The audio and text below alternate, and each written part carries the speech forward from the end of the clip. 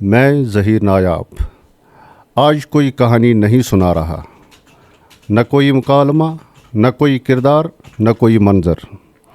آج میں صرف لکھ رہا ہوں اپنے ان دوستوں کے نام جو اب بھی خاموش ہیں، اور ان لوگوں کے خلاف جو اس خاموشی کو اپنی طاقت سمجھ بیٹھے ہیں۔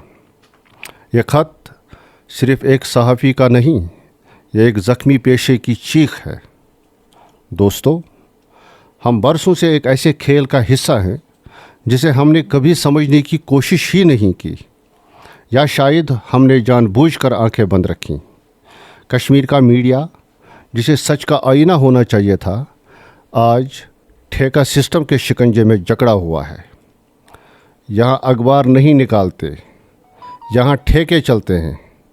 ہاں، ٹھیکے، جہاں صحافت نہیں بلکہ سرکاری اشتہارات کی بندرباٹ اصل مقصد ہے۔ میں آج کھل کر کہتا ہوں، یہ ایک اخبار مافیا ہے، اور اس مافیا کی جڑیں صرف کچھ اخبار مالکان تک محدود نہیں بلکہ محکمہ انفارمیشن کشمیر کے اندر تک پھیلی ہوئی ہے۔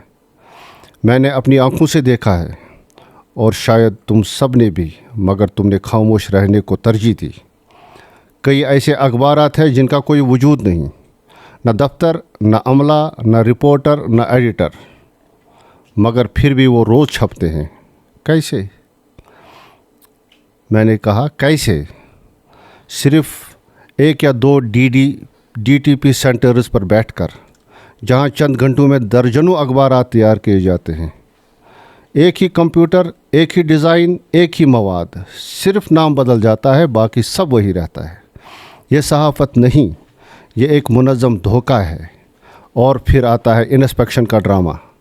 محکمہ اطلاعات کشمیر کے افسران ان اخبارات کا معائنہ کرنے آتے ہیں تو وہ کیا دیکھتے ہیں؟ نہ مواد، نہ اعتباریت، بس کرسیوں کی گنتی۔ ہاں، وہ کرسیوں کی گنتی کرتے ہیں، گویا صحافت نہیں، کوئی شادی حال کا جائزہ لے رہا ہو۔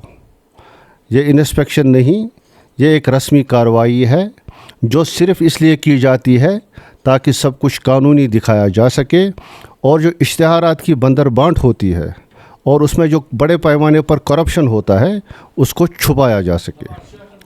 اور اس سب کے پیچھے کون ہے؟ وہی افسران جو پچھلے 15 تا 20 سال سے ایک ہی کرسی پر براجمان ہیں۔ وہی چند ملازمین جنہوں نے اس پورے سسٹم کو اپنی ذاتی جاگیر بنا لیا ہے۔ یہ لوگ نہ صرف اس کھیل سے واقف ہیں بلکہ اس کے اصل معمار ہیں۔ یہی وہ لوگ ہیں جو فیصلہ کرتے ہیں کس اخبار کو اشتہار ملے گا اور کس کو نظر انداز کیا جائے گا۔ اور حیرت کی بات یہ ہے کہ اصل کام کرنے والے زمینی صحافی اور ایماندار ادارے ہمیشہ اس دوڑ میں پیچھے رہ جاتے ہیں۔ دوستو، یہ صرف کرپشن نہیں، یہ ایک پورے پیشے کا قتل ہے۔ جب ایک جعلی اخبار کو سرکاری اشتہارات ملتے ہیں تو ایک سچا اخبار مر جاتا ہے۔ جب ایک ڈی ٹی پی سینٹر سے اخبار تیار ہوتا ہے تو ایک رپورٹر کی محنت دفن ہو جاتی ہے۔ جب ایک افسر جان بوجھ کر آنکھیں بند کرتا ہے تو پورا نظام اندھا ہو جاتا ہے۔ میں آج یہ بھی کہتا ہوں، یہ سب کچھ اتفاق نہیں، یہ ایک سوچی سمجھی ساز باز ہے، اخبار مافیا اور محکمہ اطلاعات کے کچھ افسران کے درمیان۔ یہ لوگ ایک دوسرے کو فائدہ پہنچاتے ہیں۔ اخبار مافیا کو اشتہارات ملتے ہیں اور بدلے میں خاموشی، وفاداری اور شاید کچھ اور بھی۔ یہ ایک ایسا دائرہ ہے جہاں سچ کے لیے کوئی جگہ نہیں۔ میں اپنے ان ساتھیوں سے پوچھتا ہوں، شافی، اکرام، افلاق، مبینہ اور وہ سب جو اس پیشے سے جڑے ہیں، کیا ہم اس دن کے لیے صحافی بنے تھے؟